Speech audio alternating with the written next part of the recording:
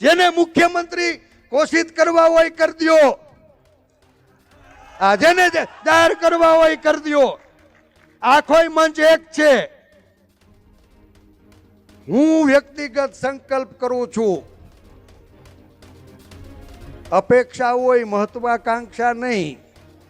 મારે મુખ્યમંત્રી નથી થવું, આમાંથી તમે ગમે એને મુખ્યમંત્રી બનાવો, એની કેબિનેટમાં મારે મંત્રી નથી થવું. આખાય ગુજરાતનું સ્વાભિમાન હતા ને, અમે તો એના સીધી લીટીના વારસદાર બાપ.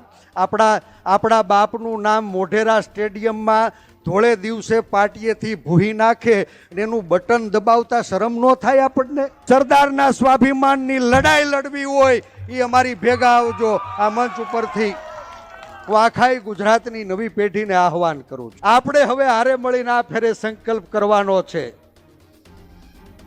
કે આપણે આ પટલાઈમાં તો બધુંય ગયું, હવે કોંગ્રેસ સરદારને શોધી રહી છે. સરદાર